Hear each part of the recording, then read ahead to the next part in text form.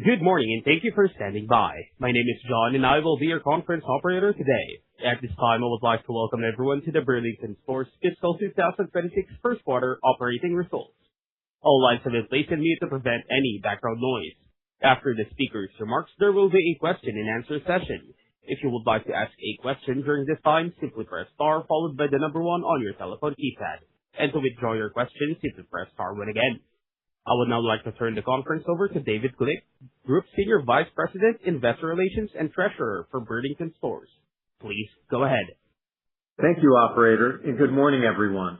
We appreciate everyone's participation in today's conference call to discuss Burlington's fiscal 2026 first quarter operating results.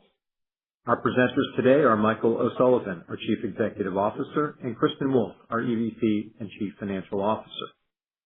Before I turn the call over to Michael, I would like to inform listeners that this call may not be transcribed, recorded, or broadcast without our express permission. A replay of the call will be available until June 4th, 2026.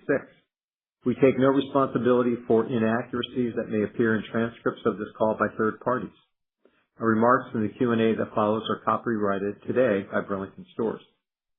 Remarks made on this call concerning future expectations, events, strategies, objectives, trends, or projected financial results are subject to certain risks and uncertainties. Actual results may differ materially from those that are projected in such forward-looking statements. Such risks and uncertainties include those that are described in the company's 10-K and in our filings with the SEC, all of which are expressly incorporated herein by reference. Please note that the financial results and expectations we discuss today are on a continuing operations basis. Reconciliations of the non-GAAP measures we discuss today to GAAP measures are included in today's press release. As a reminder, as indicated in this morning's press release, all profitability metrics discussed on this call exclude costs associated with bankruptcy-acquired leases. These pre-tax costs amounted to $7 million and $6 million during the fiscal first quarters of 2026 and 2025 respectively, and $10 million and $35 million for the full fiscal years 2026 and 2025 respectively. Now here's Michael. Thank you, David.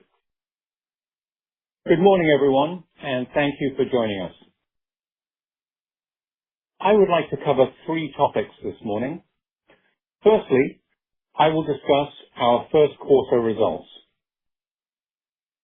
Secondly, I will talk about our outlook for the rest of the year. And finally, I will comment on our new store opening program. After that, Kristen will walk through the financial details. Okay, let's talk about the first quarter. I will start with the headline.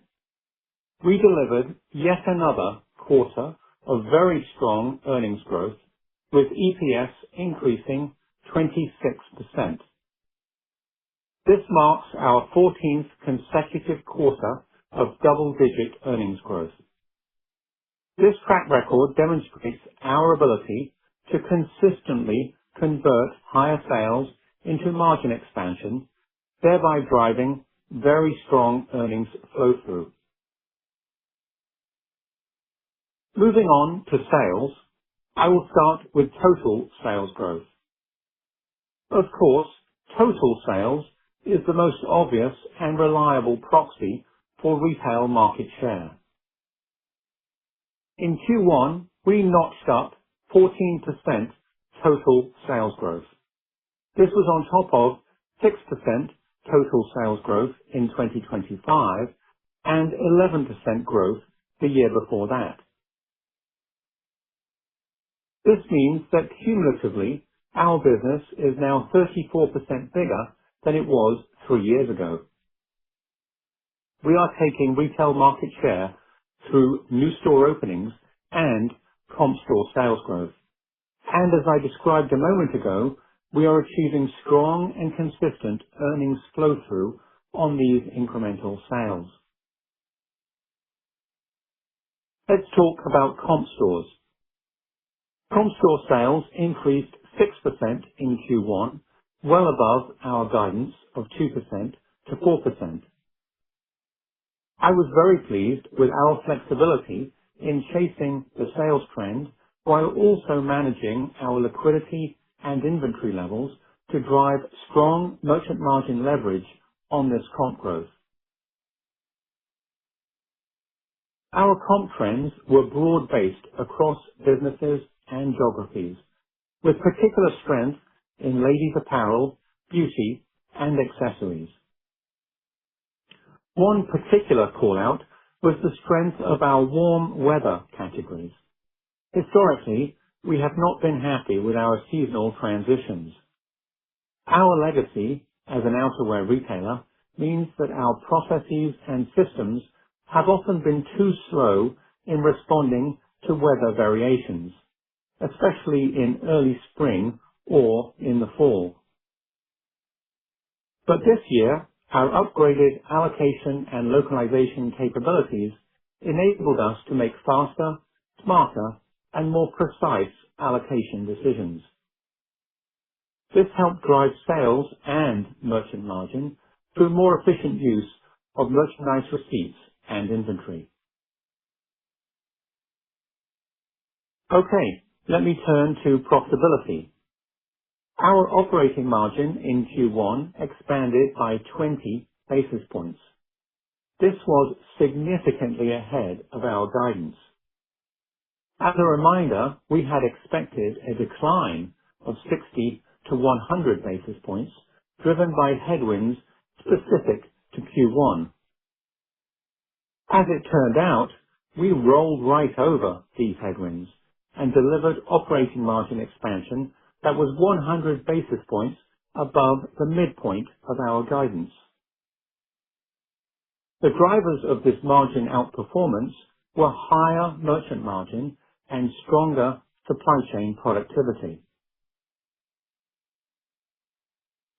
This operating margin expansion, together with the ahead-of-plan sales, drove an EPS gain of 26%. As I have just described, we faced specific margin headwinds as we lapped Q1 of 2025. We had expected EPS in the quarter to be flat. So, 26% growth is an impressive feat. Again, this strong earnings flow-through is a consistent pattern stretching back many quarters. Now, let's move on to forward guidance. I will start with the full year. We are updating our full year guidance to pass along the entire sales and earnings favorability from the first quarter. We are now expecting full year comp sales growth of 2% to 4% and EPS growth of 13% to 16%. For the second quarter, we are guiding comp growth of 1% to 3%, and with this comp growth, we expect to drive an EPS increase of 19% to 28%. This second quarter guidance signals our confidence in driving strong margin leverage and EPS growth, even in a quarter where we are guiding to modest, i.e. 1 to 3%, comp store sales growth. As a reminder, in Q2, we will be lapping our strongest quarterly comparison versus last year. In terms of the back half, we continue to feel good about the comp outlook that we discussed in our March call. As a reminder, at that point, we called out potential comp upside in Q3 and maybe even in Q4. Before I hand over to Kristen, I would like to briefly comment on our new store, our store relocation, and our store downsize programs. In Q1, we opened 40, that's 40, gross new stores. We relocated 6 stores and closed 4 for a net increase of 30 stores. We are very pleased with the pace and quality of these new store openings. For the full year, we now anticipate 135 gross new stores. Stripping out relocations and closures, we expect this to yield 115 net new stores. This is slightly ahead of our prior guidance of 110 net new stores for 2026. Aside from our new store program, we are also very pleased with the progress we are making in transforming our legacy store base through relocations and downsizes. Store relocations continue to perform well, typically delivering a sales lift of 5% to 10% as we upgrade the physical store and move into higher traffic centers with stronger co-tenancy.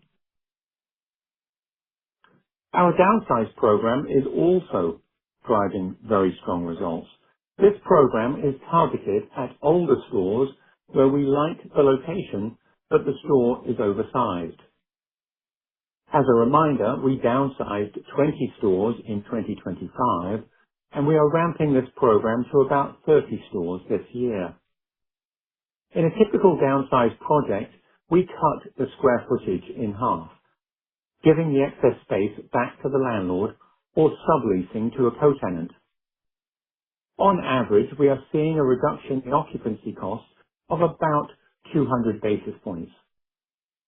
The financial returns are very attractive, and we plan to ramp this program in the years ahead.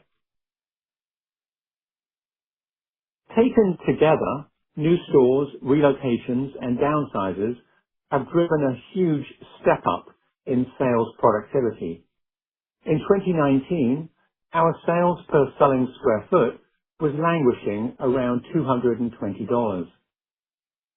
Fast forward to today, and it is now around $350 per square foot. That's a 55% increase in sales productivity in a 6-year period. We talk a lot about sales growth, but it is important to call out that our sales growth is happening in smaller, more productive stores. This is important because we expect that this higher sales productivity will drive leverage in occupancy expenses as new stores join the comp base and their sales ramp up over time, and as we relocate or downsize many more of our existing stores to our smaller store format. Looking ahead, we are on track to exceed 1,500 stores by the end of 2028. Of these, over 80% will have been opened or relocated or downsized since 2019. Our legacy of old, oversized, and low productivity stores is diminishing. One last point to make. For the last couple of years, we have been retrofitting existing stores to Store Experience 2.0. This program is designed to make our stores feel more exciting, easier to shop, and more off-price. Our retrofitted stores have received very positive customer feedback and have seen a nice sales lift.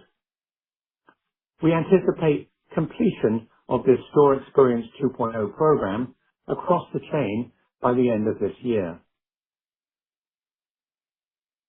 I would now like to turn the call over to Kristen to walk through the financial details of our first quarter results and our updated guidance. Kristen? Thank you, Michael, and good morning, everyone. I will start with some additional color on our first quarter performance. Then I will share details on our guidance for Q2 and for the full year. Starting with the first quarter, total sales grew 14%, while comp store sales increased 6%, well above our guidance range of 2% to 4% comp growth. The gross margin rate for the first quarter was 44.1%, an increase of 30 basis points versus last year. This was driven by a 20 basis point increase in merchandise margin and a 10 basis point decrease in freight expenses. Product sourcing costs were $216 million versus $197 million in the first quarter of 2025. Product sourcing costs decreased 30 basis points as a percentage of sales versus last year as we continue to execute on our supply chain productivity and cost savings initiatives. Adjusted SG&A costs in the first quarter increased 20 basis points versus last year. Q1 adjusted EBIT margin was 6.3%, 20 basis points higher than last year. This was well above our guidance range of down 100 to down 60 basis points. In March, we spoke to a few discrete factors that we expected would pressure Q1 margins, but we were able to more than offset those with stronger than anticipated sales, disciplined markdown execution, and continued supply chain productivity. Our Q1 adjusted earnings per share was $2.10, which also came in well above our guidance range of $1.60 to $1.75. This represents a 26% EPS increase versus Q1 last year and our continued ability to turn strong top-line growth into even stronger earnings growth. At the end of the quarter, comparable store inventories increased 11% versus the end of the first quarter of 2025. Our reserve inventory was 41% of our total inventory versus 48% of our inventory last year. We are very pleased with the quality of the merchandise and the values that we have in reserve. We ended the quarter with approximately $1.7 billion in total liquidity. This consisted of $747 million in cash and $942 million in availability on our ABL. We had no outstanding borrowings at the end of the quarter on the ABL. During the quarter, we repurchased $81 million in common stock. At the end of Q1, we had $304 million remaining on our share repurchase authorization. This expires in May of 2027. Staying on capital structure, in March, we completed a repurchase of $111 million of our 2027 convertible notes. This transaction reduced the outstanding balance of the 2027 converts to $186 million. In Q1, as Michael mentioned, we opened 40 gross new stores, relocated 6 stores, and closed 4 stores. This resulted in the addition of 30 net new stores in Q1, bringing our store count at the end of the quarter to 1,242 stores. Now, moving to our updated fiscal 2026 full year guidance. This guidance excludes approximately $10 million of costs associated with bankruptcy acquired leases versus $35 million in 2025. We are increasing our outlook for the full year 2026, passing through the entire Q1 upside to the full year. Total sales are now expected to increase 9 to 11% versus our original guidance of 8 to 10%. We are now expecting 115 net new store openings this year. This is up from our original outlook of 110 net new stores. We anticipate that the majority of our 2026 new store openings will occur in the first half of the year. For the full year 2026, we're now forecasting comp store sales to increase in the range of 2% to 4%, and our adjusted EBIT margin to expand by 10 to 30 basis points versus last year. Passing through the entire Q1 EPS upside, results in adjusted earnings per share guidance in the range of $11.45 to $11.80, up 13% to 16% versus FY25, and well above our initial 2026 full year guidance. Moving now to our second quarter guidance, which excludes approximately $3 million of expenses associated with bankruptcy acquired leases versus $11 million in Q2 of 2025. For Q2, we expect comp store sales to be up 1% to 3% and total sales to increase 10% to 12%. We are guiding Q2 operating margin expansion to increase 30 to 60 basis points versus the second quarter of 2025. This translates to an adjusted EPS outlook in the range of $2.05 to $2.20, compared to last year's second quarter EPS of $1.72. Our sales trend for May month to date is tracking at the high end of our comp sales guidance range.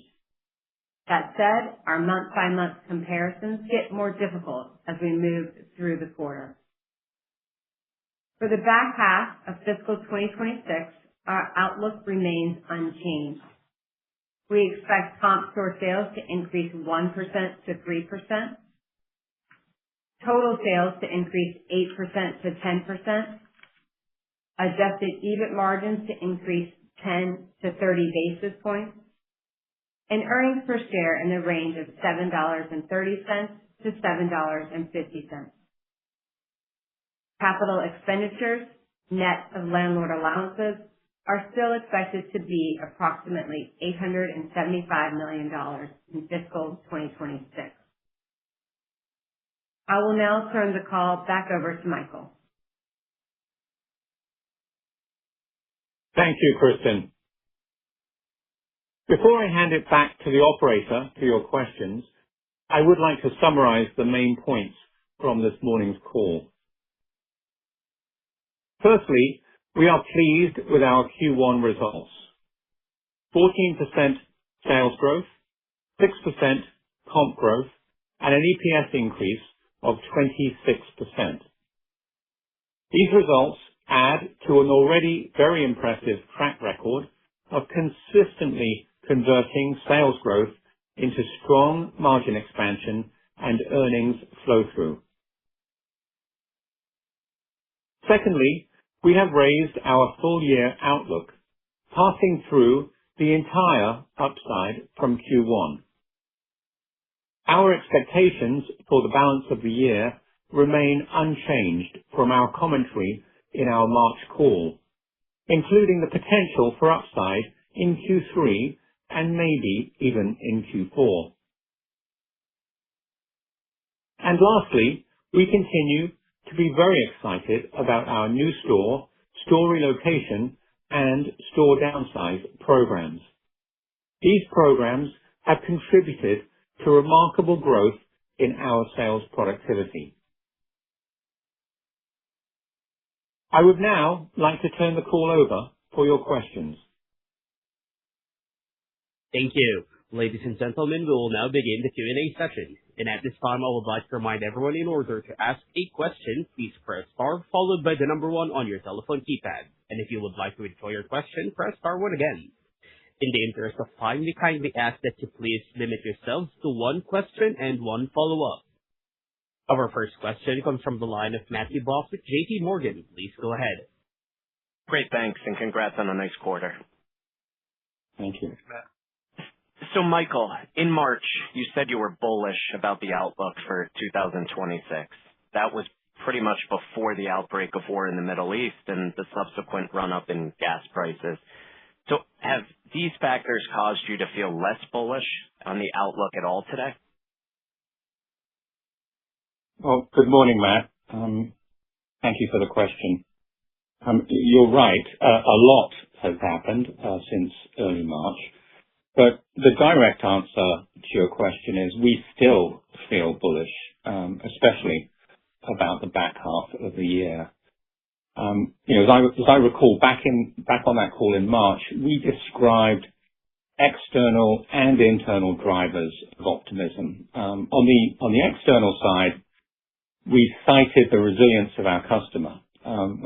We just reported 6% comp growth for Q1, well ahead of guidance. And when we look at our underlying customer data, the key indicators continue to look positive across demographics and income bands. By the way, we estimate that higher tax refunds in Q1 were worth about 1.5 to 2 points of comp. So even if you strip those out, our comp growth in Q1 was still mid-single digit. The other external factor that we cited back on the March 5th call was that we expected tariffs to be less disruptive to pricing and supply this year. Well, check, that is what we are seeing. The supply of off-price merchandise is excellent right now. Now, on that call, we also talked about internal drivers of optimism. And again, I would say those have not changed. We see potential upside in Q3 and perhaps in Q4 as we lap easier comparisons in Q3 and as we lap tariff-related assortment gaps in both quarters. So we continue to be excited about those opportunities. So, with all that said, I would acknowledge that we're perhaps a little more wary now than we were in March, based on higher gas prices and the potential impact on inflation. We're watching the trend very closely and looking for any change in consumer behavior. We haven't seen it yet, but as an off-price retailer, that is what we do. We watch to see how the trend changes. And the benefit of the off-price model, when it's well executed, is that we can tap the brakes or we can hit the accelerator if we need to. The last point I would make is if the external environment does get more difficult and if the consumer becomes more focused on value, then we don't regard that as a bad thing. In fact, as a value retailer, it could turn into an opportunity. Great color. And then, Kristen, as a follow-up, on your second quarter guidance, even with a relatively modest comp growth, you're projecting earnings growth of over 20% as a midpoint of the forecast. Could you walk through the bottom line drivers and just additional details? Matt, good morning. Yes, thanks for that question. So for Q2, we're guiding 30 to 60 basis points of operating margin expansion on comps of 1 to 3%. And that translates, I think, as you said in your question, to EPS growth of 19% on the low end and 28% on the high end. A couple of drivers of the margin expansion in Q2. One is higher gross margin we're planning for. We're planning for higher merch margin in the quarter. This is driven by anticipated markdown favorability, modestly faster turns, and a favorable shortage accrual rate relative to Q2 of last year. Now, partially offsetting the merch margin is some modest pressure in freight expenses due to higher fuel rates projected for the quarter. So one driver is in gross margin from higher merch margin. The second is leverage in product sourcing costs driven by supply chain. We're continuing to execute productivity initiatives across all our DCs. These savings are, of course, pressured slightly by the continued startup cost of our new distribution center in Savannah, Georgia, which became operational late in the first quarter. There are also some puts and takes in SG&A that we believe will give us some slight leverage in Q2, certainly on the free comp. And then I just close by reiterating, we've consistently demonstrated the ability to drive strong earnings growth, even on modest comp sales growth. And our internal plans and our guidance reflect this stuff. It's great color. Best of luck. Thanks, Matt. Thank you. Our next question comes from the line of Ike Boruchow with Wells Fargo. Please go ahead. Hey, morning, everyone. Michael, I wanted to ask you a bigger picture question. I guess as you look across retail, off-price and non-off-price, what do you see happening in terms of major competitive trends, I guess just bigger picture, and how do any of those trends, if you do see anything, what are the ramifications of that on Burlington specifically? Well, good morning. Good morning, Ike. Thank you for the question. It's actually good to talk about the big picture. Sometimes on these calls, it can get very easy to get caught up in the details of quarterly performance. So again, I appreciate the question. When I look across retail, and this has been true for a long time now, I see a major restructuring going on. And the key driver of that restructuring is the consumer's desire for value. The retailers that can consistently offer great value are winning, and those that cannot offer great value are losing. Now, I think perhaps the strongest evidence for that is the growth of off-price. For Q1, we just reported 14% total sales growth. And this 14% was on top of 6% last year and 11% the year before. And when you look at our off-price peers, they are also driving terrific growth. The customer is voting for value, and off-price is delivering that value. The growth that we and our off-price peers are achieving, of course, is not coming out of thin air.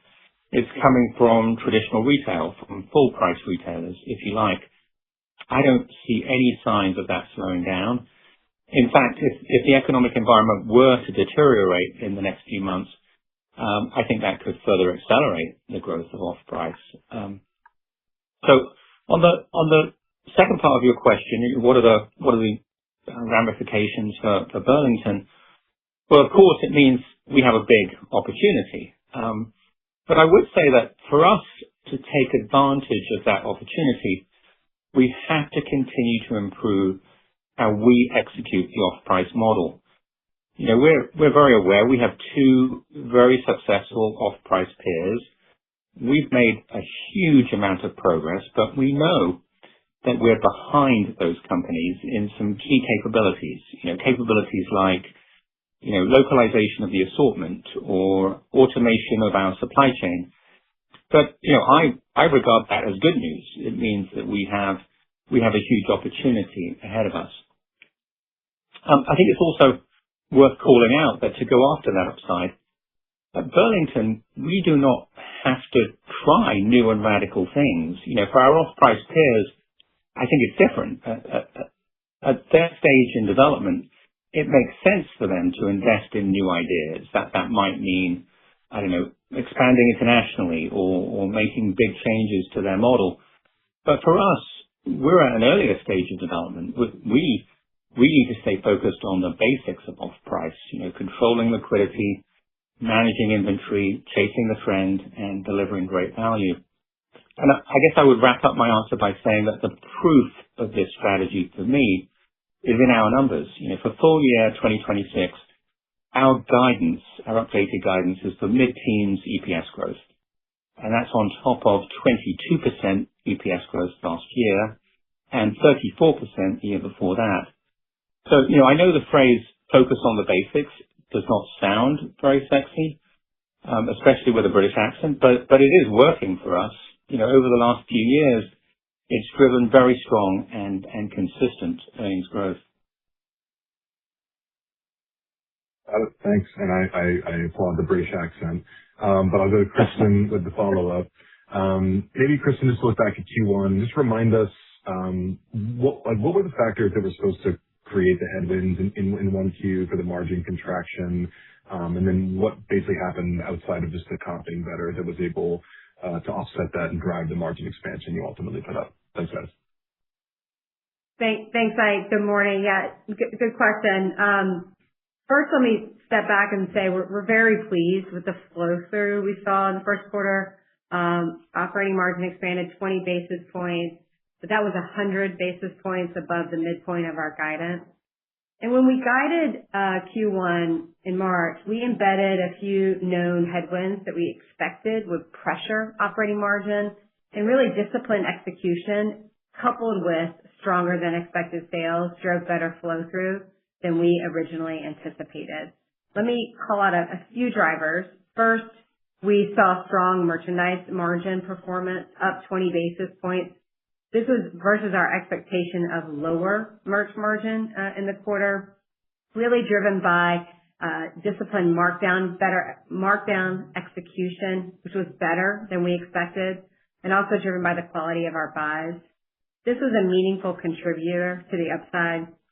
Freight also leveraged 10 basis points as we more than offset any fuel pressures in transportation. And then the second major area is we continue to make great progress, really better than expected progress on our supply chain productivity initiatives. That drove 30 basis points of leverage in the quarter. And this is all despite startup costs from our new Savannah DC. And this is what drove the leverage on the product sourcing line. So overall for Q1, merch margin improvement on gross margin and on product sourcing more than offset some slight deleverage we saw in SG&A, and that was really driven by higher incentive comp compared to Q1 last year and higher marketing spend in the quarter. And let me just, final point like to make is that the flow through we saw here really reflects the strength of the operating model, meaning when we deliver sales above expectations, we expect to see meaningful earnings leverage relative to our guide, and that's what we saw in Q1.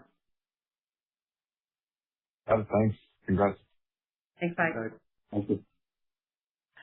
Our next question comes from the line of Lorraine Hutchinson with the Bank of America. Please go ahead.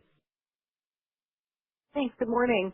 Michael, over the last 3 years, your EPS growth has typically exceeded 20%. Do you think that by driving earnings, you may have missed some comp growth? Well, good morning, Lorraine. Good to hear from you. Thank you for the question. It's a great question, and it's actually something that we wrestle with internally all the time. In our business, the most direct way to drive sales is to turn on receipts and flow more merchandise to stores, and then to run with higher inventory levels and more markdowns. Conversely, the way to consistently drive earnings is to carefully control the flow of receipts and to very tightly manage inventory levels. Now, I would say that at Burlington, historically, we were not good when it came to controlling receipts and inventory. But in more recent years, we've worked hard at this, and I think we've become very good at it. And the evidence for that is the huge increase in our merchant margin over the last several years. Our inventory turns are much faster now, and our markdowns are much lower. We like those results. But going back to your challenge, I do think that we may have an opportunity to loosen our belts a notch and get slightly more aggressive on sales. There are some high potential merchandise categories where it might make sense for us to take up purchase commitments and maybe run with a little more inventory. But let me be clear. Let me reassure investors. I'm not signaling a major shift here. We're very focused on long-term earnings growth. We strongly believe in discipline of the off-price model. Control liquidity, manage inventory, and chase the trend. That's the proven model. It works. In fact, it drives terrific earnings leverage. 22% EPS growth last year, 34% the year before that. Thanks. And then, Kristen, sticking with that theme, your comp guidance for the full year of 2 to 4 is below some of your off-price peers, but your EPS growth guidance of 13 to 16 is in line. Can you talk about what's driving this leverage?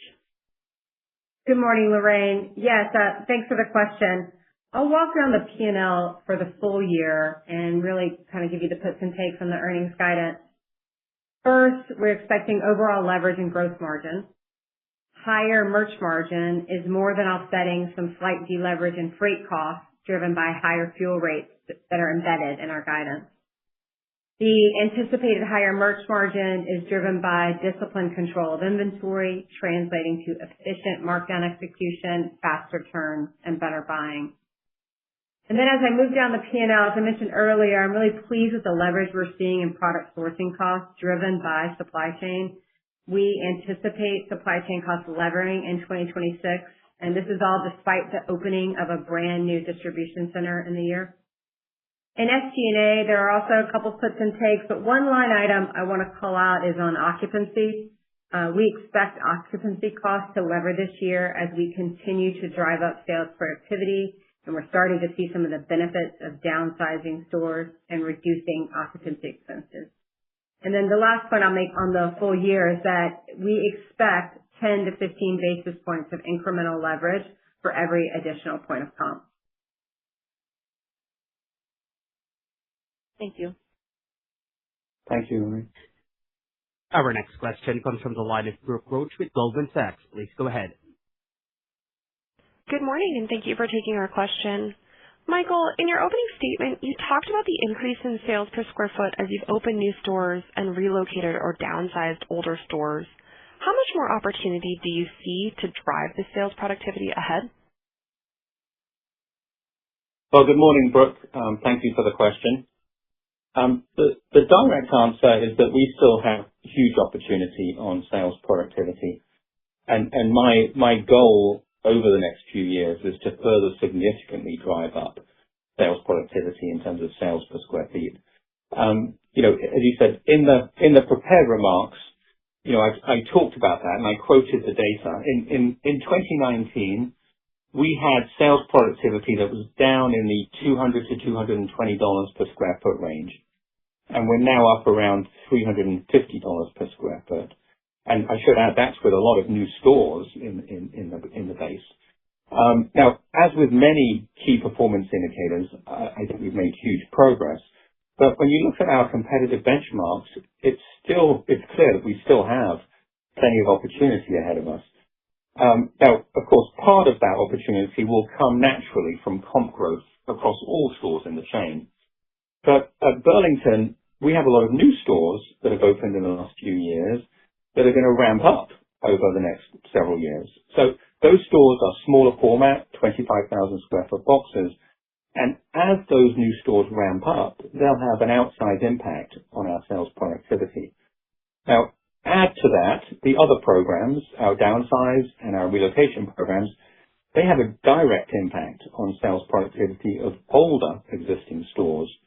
These are large stores with existing sales volumes, and essentially what we're doing is moving them into a smaller format location.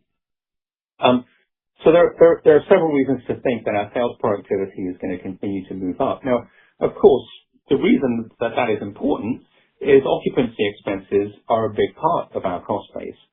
And by continuing to drive up sales productivity over the next few years, we should be able to leverage that expense, and that should provide a nice tailwind to our operating margin over the next few years. Great. And then as a follow-up, you mentioned the strength of the warm weather businesses in 1Q. Can you talk a little bit more about those businesses? I'd also be interested in hearing more about how your new allocation systems helped to drive the comp trend in those businesses this quarter. Good. Yeah. Thank you for that. Thank you for that question. Yeah, warm weather categories account for about 25% of our sales in the first quarter, so very significant. And those businesses include all the categories you might expect, shorts, short sleeve tops, swimwear, sandals, sunglasses, and so on. In Q1, those categories achieved double-digit comp growth, so well ahead of the chain. Now weather was a piece of that early in the quarter, but overall, the impact of weather in Q1 was somewhat mixed. It was helpful in February and March, but then it was unsettled and less favorable through April. Anyway, I'm very happy with how we were able to navigate those trends and drive our warm weather businesses in the first quarter.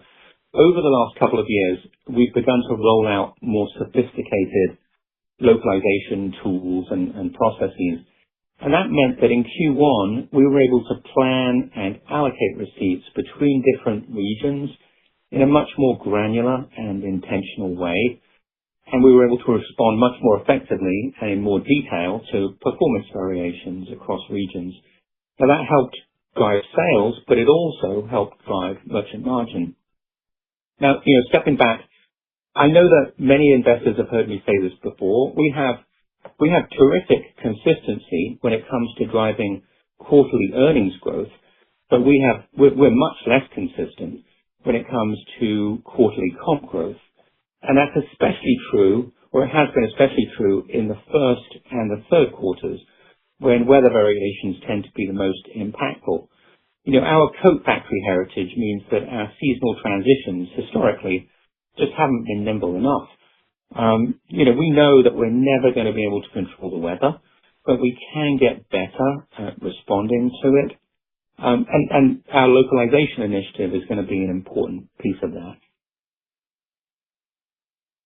Great. Thanks so much. I'll pass it on. Thank you, Brooke. Our next question comes from the line of Adrienne Yee with Barclays. Please go ahead. Thank you very much, and good morning, everybody. Congrats on great quarter, great follow through. Michael, I was wondering if you can talk about some of the demographic trends that you're seeing by segment. Historically, you've made a little bit of comments on sort of the sub 40K category versus the above category.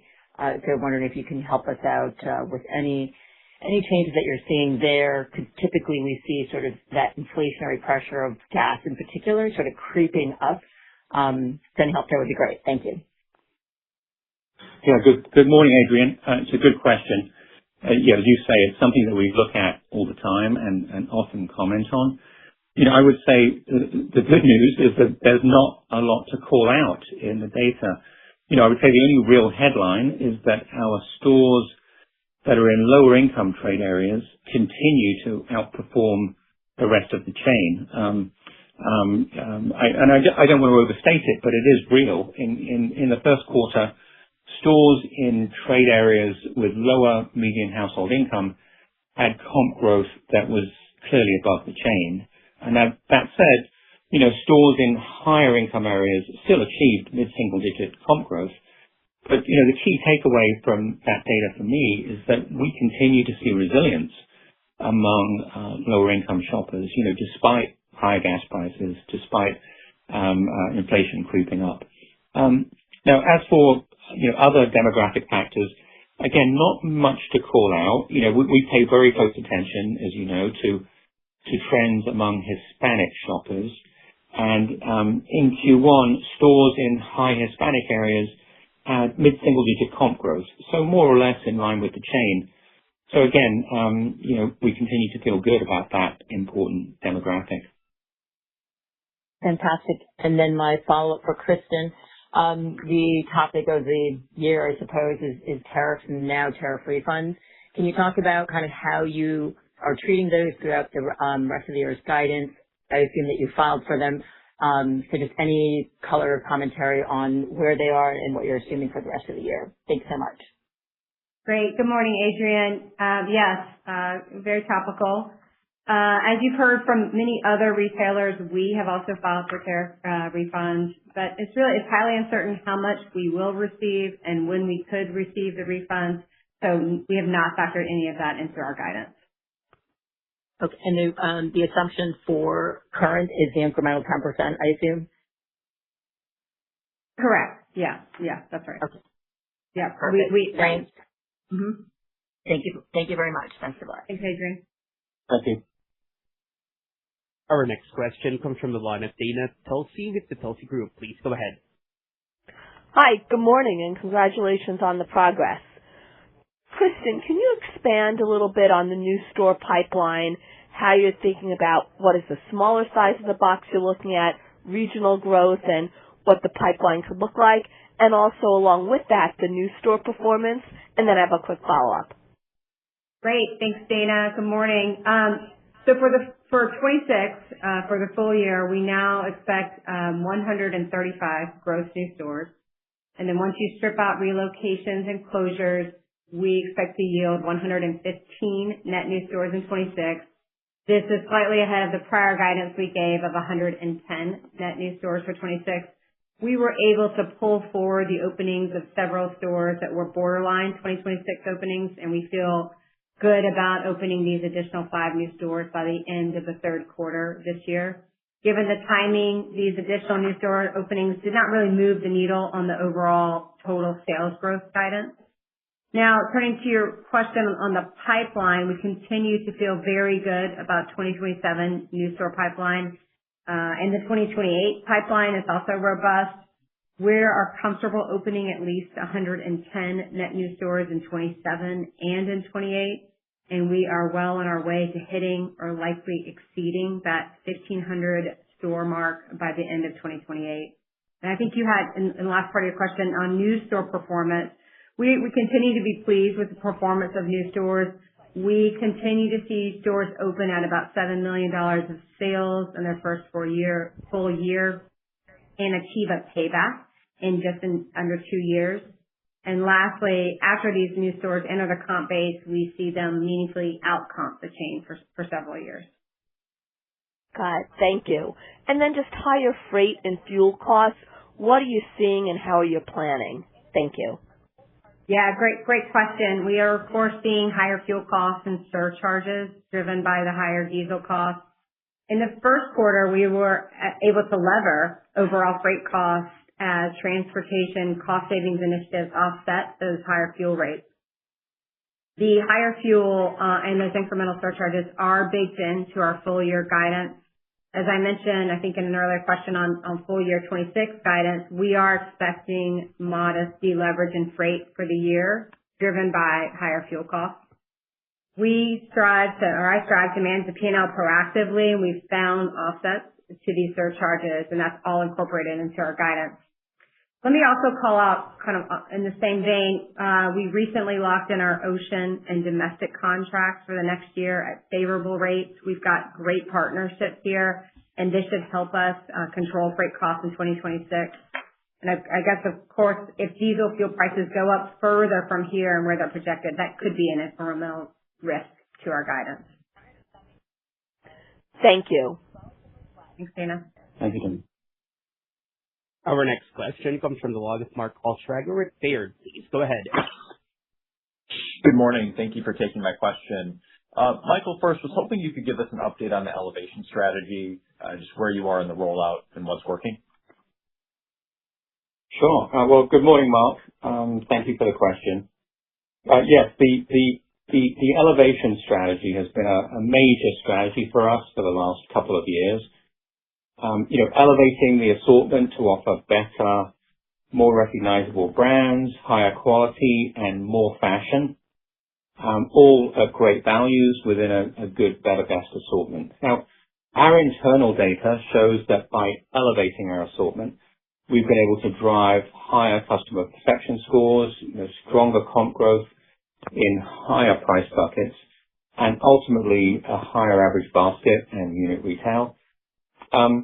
I've said this before, but I'm especially pleased with how we've been able to successfully pursue this elevation strategy without hurting margin. When you increase the mix of better brands, that can really pressure your merchant margin through, lower markup or higher markdowns or higher shortage. So it's remarkable that over the last 2 years, we've increased the mix of better and recognizable brands in our assortment, but at the same time, we've actually increased our merchant margin. It takes a lot of skill to pull that off.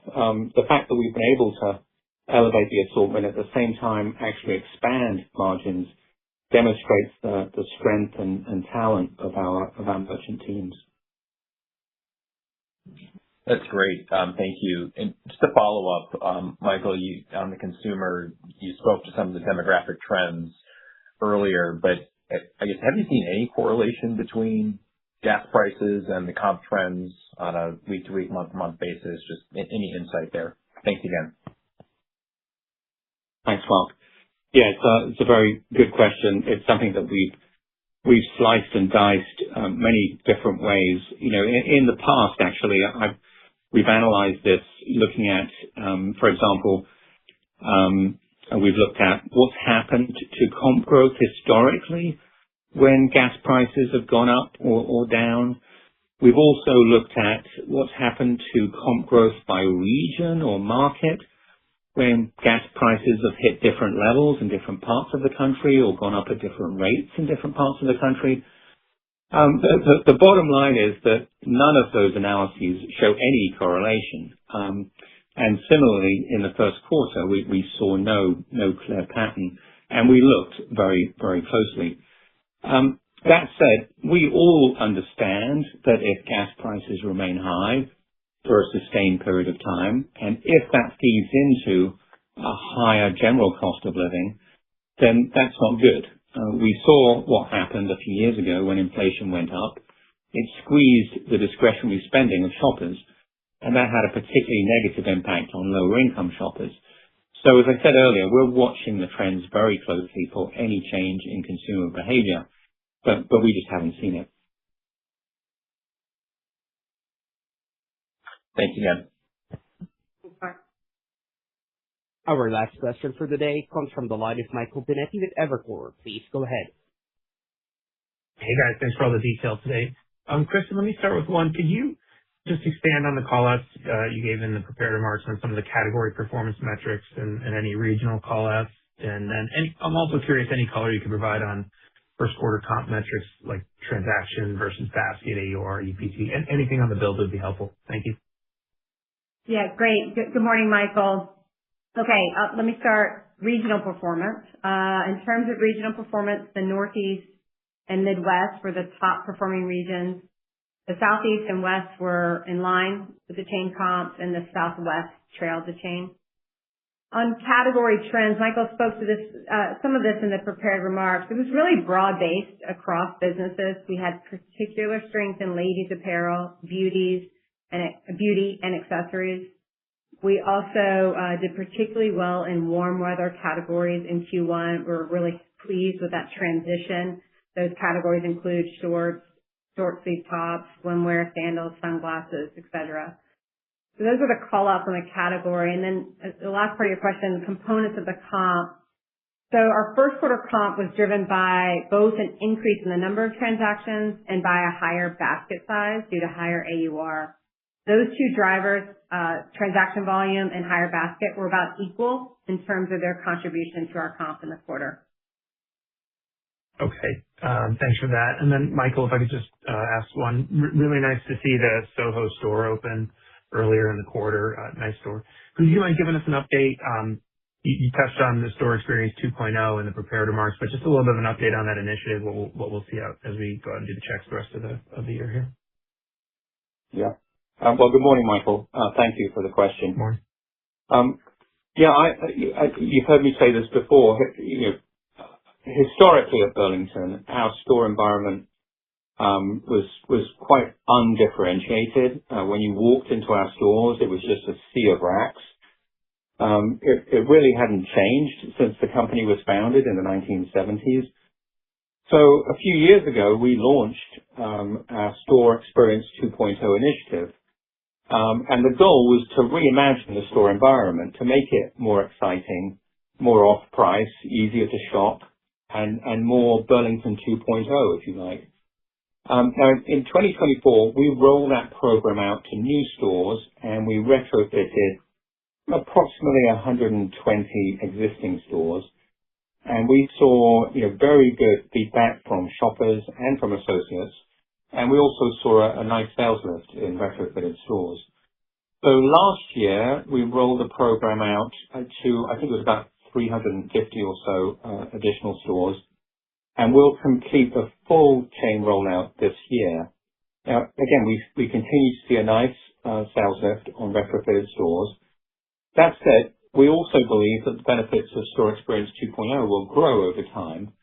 By the end of 2026, all stores will have been fitted with Store Experience 2.0, and that's important. We know from research that many shoppers have an outdated perception of Burlington. Maybe they came into the store with their mother to buy a coat 20 years ago.